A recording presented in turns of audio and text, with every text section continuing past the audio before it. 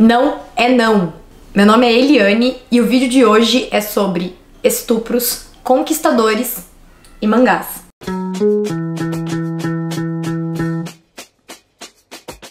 Vamos começar definindo o que é um estupro? A primeira coisa que a gente precisa entender é que diferentes países e diferentes legislações consideram estupro diferentes coisas. No caso da legislação brasileira, ou melhor dizendo, a atual legislação brasileira, segundo o artigo 213 do Código Penal, estupro é constranger alguém mediante violência ou grave ameaça a ter conjunção carnal, ou a praticar ou permitir que com ele se pratique outro ato libidinoso. E a pena é de 6 a 10 anos de prisão quando não há outros agravantes. O que seriam esses outros agravantes? Seguido de morte, seguido de roubo, ou utilizando de agressão, enfim. Tudo isso pode ampliar a pena.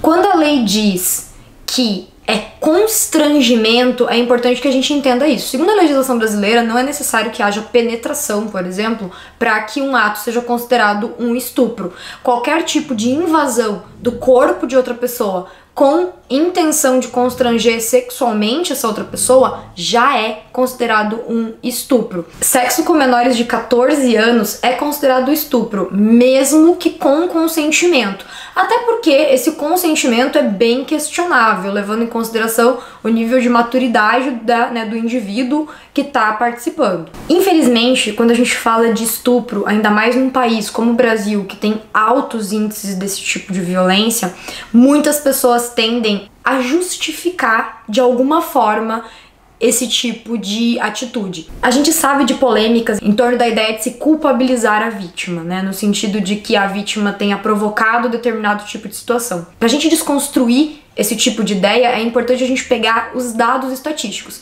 Sempre que você tem dúvida sobre alguma coisa, pesquise o que realmente acontece mediante pesquisas e dados ou informações confiáveis sobre o assunto. Então, pra gente entender um pouquinho o panorama do estupro no Brasil, vamos avaliar quem são as principais vítimas de estupro no Brasil. Mais de 50% dos casos ocorrem com menor de 13 anos. 72% dos casos acontecem com menores de 17 anos. Ou seja, a maioria esmagadora das vítimas de estupro no Brasil são menores de idade. Se a gente for analisar que 90%, exatamente isso, 90% dos agressores são pessoas da família ou muito próximas às vítimas, a gente vai perceber que essa história da vítima ter provocado porque tava com uma roupa curta ou porque tava no lugar errado não faz o menor sentido, levando em consideração que a maioria das vítimas de estupro no Brasil são estupradas em casa. Entre as mulheres adultas, a maior parte dos agressores são maridos, namorados, ex-maridos ou ex-namorados. Se você acha que não é possível ser estuprada pelo marido ou pelo namorado, infelizmente você não conhece a realidade de muitos, mas muitos relacionamentos nesse país. O que tem a ver estupro com conquistadores? Bem, tem duas relações, mas a gente vai começar por uma delas, que é a lógica do estupro como uma arma de guerra. Ao longo da história, o estupro sempre foi utilizado como arma de guerra, ou seja, amplamente utilizado pelos exércitos. A lógica de que se eu sou um conquistador que conquisto as terras e os povos, eu também conquisto as suas mulheres. Inclusive a ideia de vamos tomar suas terras e suas mulheres, A gente percebe claramente a lógica da mulher como propriedade dos homens de determinado grupo. Oi, neném! Tudo bem? Já veio dar um oi? Ele é abusado, cara. Olha, ele é mó fresco. Outra relação, dos estupros e das guerras é que a guerra, ela é um momento ali, na sociedade, na história, em que vários padrões morais são suprimidos. A gente sabe, inclusive, de momentos de anistia, que vários generais dão para os seus soldados, depois que se conquista, ganha-se 3, 2, enfim. Opa. Gente, gatos aparecem. Vamos deixar o gato aí. A guerra elimina padrões morais também, Muito do que não se permite fazer em momentos de paz a guerra acaba permitindo.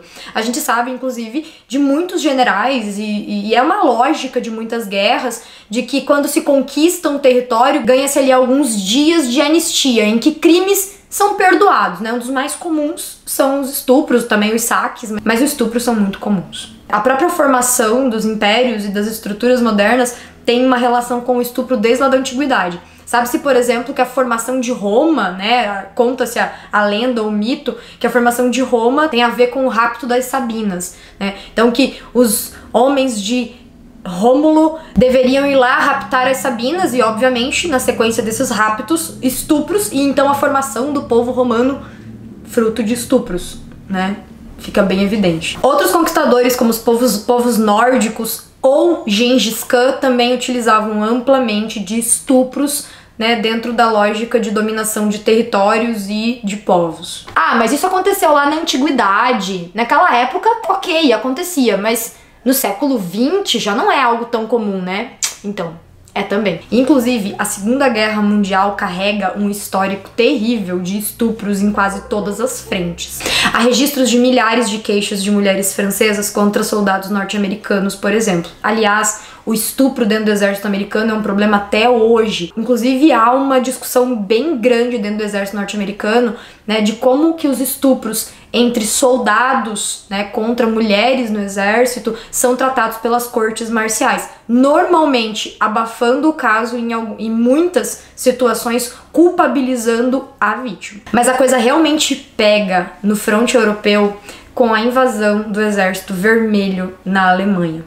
Há casos de mulheres relatando terem sido estupradas por mais de 12 soldados. Nas áreas rurais da Alemanha, era inclusive prática de que os primeiros soldados que encontravam mulheres deixassem placas ou avisos para os próximos que viriam, para que eles identificassem onde estavam escondidas essas mulheres, principalmente nas áreas mais isoladas, em que elas não conseguiriam fugir dali, né? Existem casos de mulheres que relatavam terem sido estupradas na frente das crianças, casos em que os homens foram mortos e na sequência as mulheres foram mantidas presas, sendo utilizadas como escravas sexuais por até dias. Na Berlim ocupada tanto pelo Exército Vermelho quanto por britânicos e norte-americanos, o estupro era algo muito comum. Tanto o estupro violento, quanto aquilo que algumas pessoas tentam dizer que não era estupro, né? O que era esse não estupro ou meio estupro, como alguns tentam dizer? As mulheres estavam famintas e desesperadas, sem a menor condição de vida numa cidade que foi bombardeada a ponto de virar ruínas.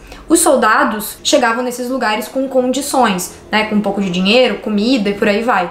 Muitas mulheres eram subornadas com comida ou qualquer outra coisa para manter relações sexuais com esses soldados. Obviamente, elas não gostavam disso, elas não queriam fazer isso e era um estupro consentido, mas obviamente não desejado. Entre os anos de 46 e 47, eram tantas mulheres grávidas de estupradores que se discutia nos governos que estavam se estabelecendo ali na Alemanha, né, na primitiva divisão da Alemanha, se liberar o aborto nesse tipo de caso. Mas a coisa realmente fica muito pesada quando a gente fala de Ásia. Em 1937, ou seja, antes da Segunda Guerra Mundial acontecer, o exército japonês invade a China. A cidade de Nanquim tinha sido abandonada pelo exército e somente a população estava lá, quando o exército japonês consegue chegar na cidade. Esse evento ficou conhecido como o Massacre ou o Estupro de Nanquim. Por que Estupro de Nanquim? O exército japonês executa e mutila a maioria das pessoas da cidade. Lembrando, era uma cidade abandonada pelo exército, era população civil. Durante o massacre de Nanquim, mais de 20 mil mulheres foram estupradas pelo exército japonês na cidade. Mulheres e meninas eram caçadas literalmente pelos soldados japoneses, inclusive em hospitais e escolas. Até hoje, isso é uma ferida aberta na China e uma vergonha para o exército japonês. Ainda falando sobre a participação do Japão na Segunda Guerra Mundial e do exército japonês, né, do ponto de vista dos estupros, sabia-se que eles aconteciam. Então, algumas medidas passaram a ser tomadas por parte dos comandantes. Uma dessas medidas era a manutenção de bordéis nos locais ocupados para impedir a falta de disciplina por parte dos soldados no exército.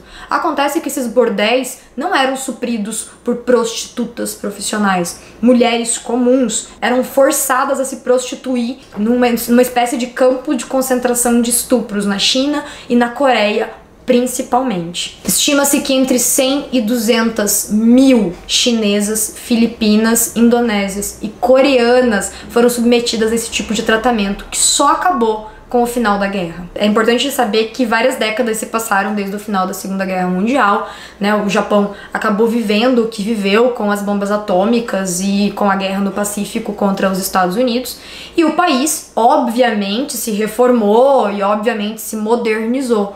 Mas, assim, é importante a gente entender que ainda existe muito de uma cultura patriarcal e machista. Obviamente que não só no Japão, a gente também vive numa cultura patriarcal e machista, mas sempre que a gente está vivendo numa sociedade que parte da lógica de que mulheres tenham menos direitos ou precisam ter mais deveres do que os homens, a gente tem isso refletido na indústria cultural. Mas e os mangás? O que tem a ver os mangás com isso tudo? Bem, a primeira coisa que a gente precisa entender é que mangás fazem parte de um universo gigantesco e que se fala dos mais diversos assuntos. Existem alguns tipos de mangás que são os hentais, que são os mangás diretamente relacionados com a indústria pornográfica.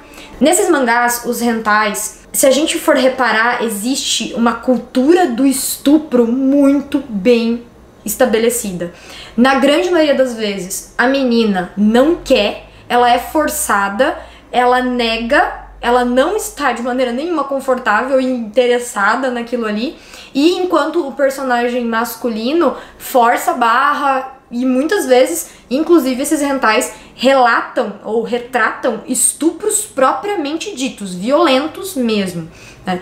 Ah, mas é pornografia, você não pode considerar pornografia. Pornografia faz parte da indústria cultural. Se existem pessoas que consomem, é porque existe um sentimento de legitimação e de interesse, né, numa relação sexual que parte da ideia de um estupro. E, portanto, mesmo sendo pornografia, faz parte da cultura. Um outro agravante é que muitas vezes essas escravas sexuais retratadas nesses mangás têm a aparência de menores de idade. Na maioria das vezes, elas retratam ser adolescentes ou pré-adolescentes. Saindo desse universo mais pesado, né, que daí a gente tá falando de estupro propriamente dito, mas entrando ainda dentro de uma lógica de imposição masculina sobre as mulheres e de objetificação de corpos femininos, a gente tem outros tipos de mangás, inclusive alguns deles direcionados para um público entre 10 e 18 anos, que sim, fazem menção a uma cultura machista e de imposição sobre corpos. No caso dos mangás shoujo e yaoi, né, tem vários relatos, inclusive em fóruns ligados aos mangás, né, desse tipo de coisa, né, de objetificação das meninas, de imposição sobre, né, a menina ou o uke, né, de normalmente esse personagem que tem que ser conquistado, ele é frágil, com uma aparência de bem mais jovem, alguns inclusive com aparência de adolescentes ou até mesmo de pré-adolescentes. E essa figura que conquista é uma figura que normalmente se apropria ou se impõe sobre. É sempre importante entender que existem diferentes classificações e não são todos os mangás que têm esse tipo de temática.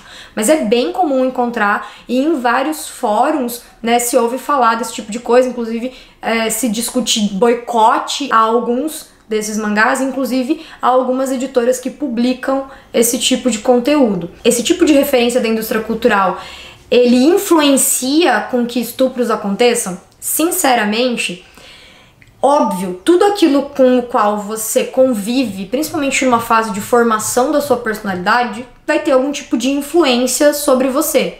Mas eu vejo muito mais a arte como um representante daquilo que existe na sociedade do que como uma formadora de atitudes sociais. O que a indústria cultural muitas vezes mostra é o que existe na sociedade. Se a gente quer combater o estupro ou a objetificação das mulheres ou relacionamentos abusivos, a gente tem que se preocupar em evitar que eles aconteçam na vida real e não impedir que eles sejam mostrados né, na indústria cultural, na literatura ou na arte de maneira geral. Então, assim, se a gente está preocupado em combater estupro, a gente precisa partir da lógica de que nós temos que educar meninas para a autonomia. A gente precisa criar um ambiente em que as denúncias possam ser ouvidas, em que esses casos sejam julgados e condenados, em que exista uma rede de apoio para essas vítimas. E principalmente, entender que não é não.